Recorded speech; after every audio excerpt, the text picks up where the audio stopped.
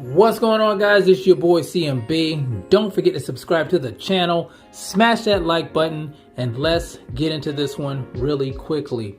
Now guys, we are talking about the 20-1 former unified lightweight champion hailing from South Wales, Australia, George "Ferocious" Kambosos. Now you guys know he has this big upcoming rematch set with Devin "The Dream" Haney, who is the newly crowned undisputed champion at lightweight.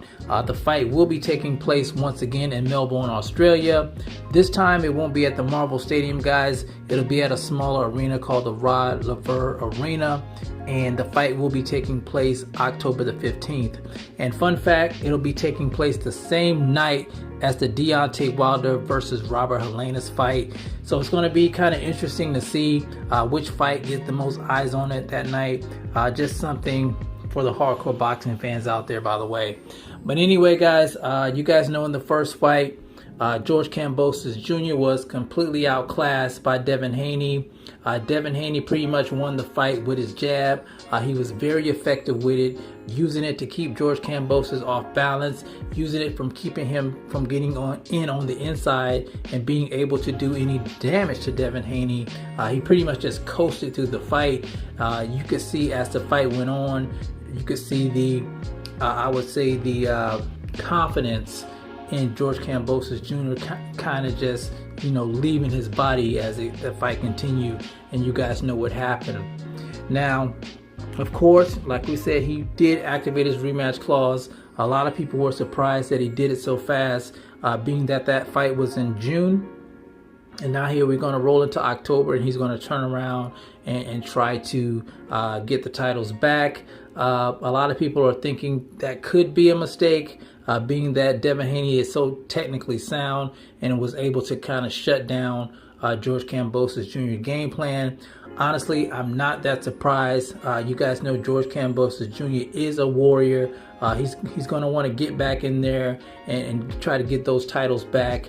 I did hear him say at the presser that he wanted to set an example for his 3 children. When things don't go your way, when the going gets tough, you just get back up and get back in there. Now, another thing that did surprise me was the fact that he said this is do or die. And what he meant by that was, if he loses this fight, he's thinking about, retiring from the sport.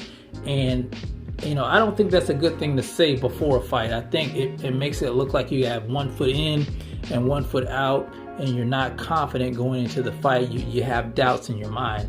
I wouldn't advise fighters to, put that type of energy out there.